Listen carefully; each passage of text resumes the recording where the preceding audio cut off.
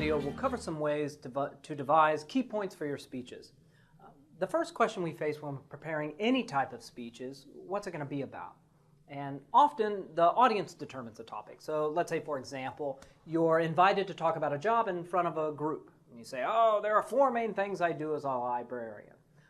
And other times the topic drives the audience. So let's say you want to complain about road repairs. You got to address the city council. And you say, oh, the 28th Street project has taken too long, cost too much, and endangered too many. In these cases, well, the rhetorical situation provides hints about what to talk about.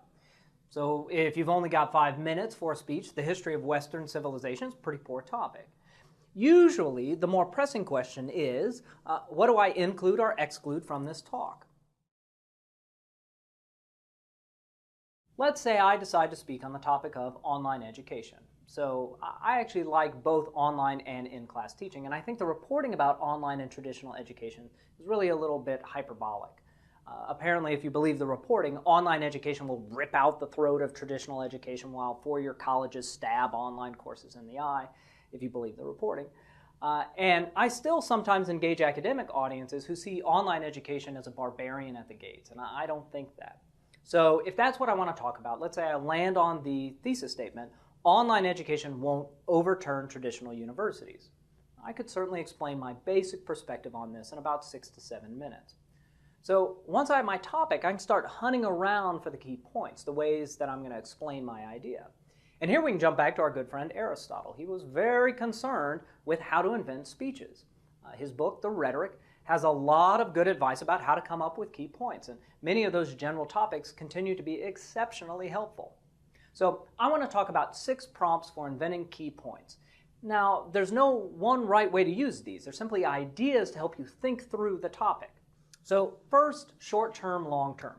Maybe time is the right way to view the situation. So in my case, the reporting over online education had like a big surge a couple of years ago, and that seems relevant.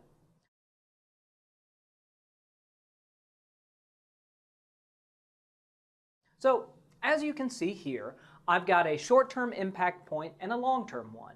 In my second point, I would probably talk about how each form of education has its own strengths. Next, past, present, and future. Obviously, this is kind of a variation on the short-term, long-term approach.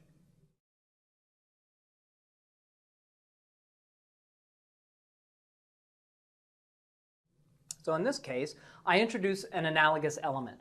Online education of today is like the mail-order classes of the past. Both catered to different needs. Increase, decrease. Is there some type of qualitative or quantitative change going on?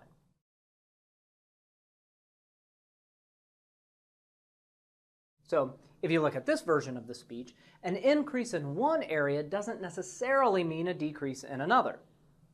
Cause and effect. This is just a basic causal structure.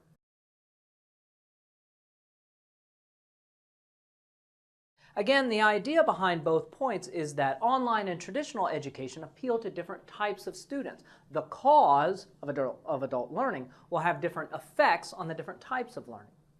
Division. Are there natural breaks in the content? So, for example, my thesis has a comparison. One form isn't going to overturn the other. So the 2 items can be broken out.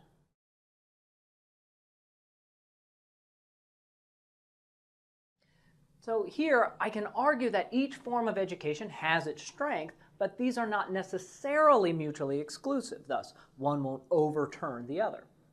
I'll say that division's one of the most useful forms for inventing points, but it's also the one that's most rooted in the topic itself. So I don't know the divisions unless I know the topic. My basic key point speech about my own job lends itself to a division speech. So if you look here, I teach, I do service, and public outreach. Definition.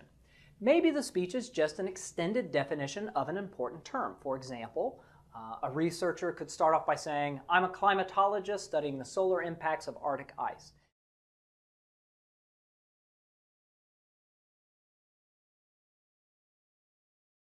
In that case, each key term is a point needing definition. This is also partially a division speech. In conclusion, the invention of key points is probably the most difficult stage to generalize about. What you talk about fundamentally shapes how you talk about it. And there's no one right way to talk about a subject.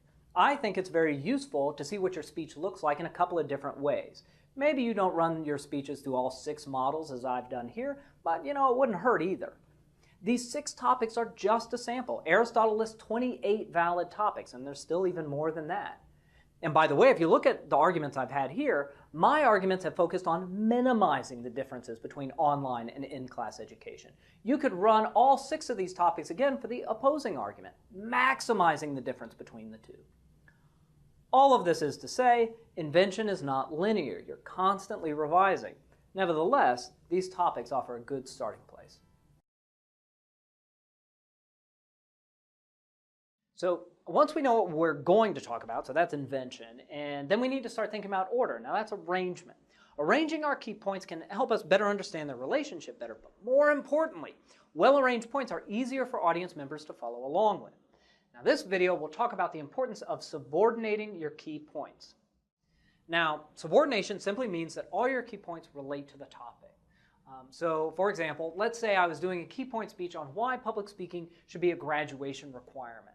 So public speaking is pretty common at U.S. universities. It's a pretty common course, but it's usually not a required course. So let's say that's my thesis. Public speaking should be a graduation requirement.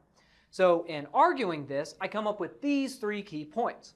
So public speaking is good for classes, good for jobs, and good for civic obligations. And when you look at those 3 points don't violate the thesis, right? But they actually don't relate to it that much. It kind of looks like my thesis and my key points are on slightly different topics. So here's a quick check.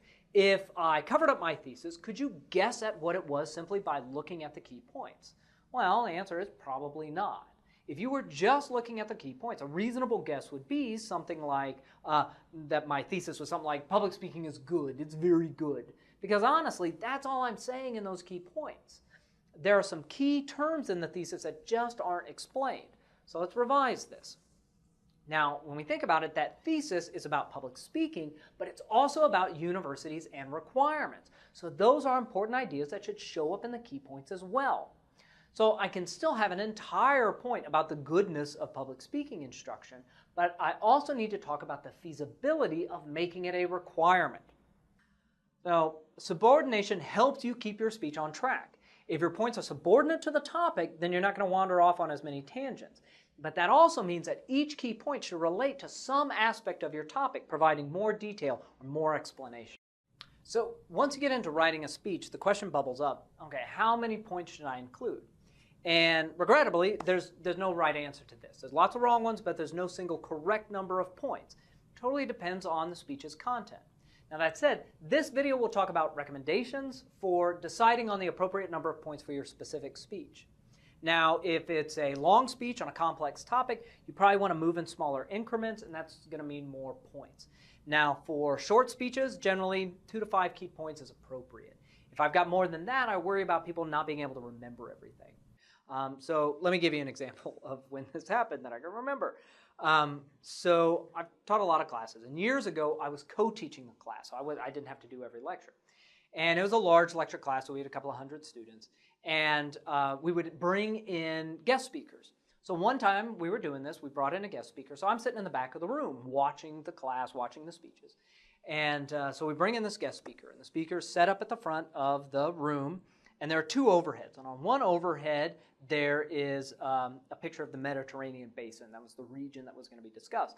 And on the other overhead, written in purple ink, I remember the color for some reason, there were the 17 points. The 17 points that the speaker was going to cover in their 50-minute talk. 17 points. So, sitting in the back of the room, here's what I see. I see students file in, they make their way up the steps, they sit down, and they look up. They finally see what the talk is. They see 17 points. They're like, nope. So they get their laptop out, they open up, they start Facebooking, earbuds go in, they're gone. They might as well not have come.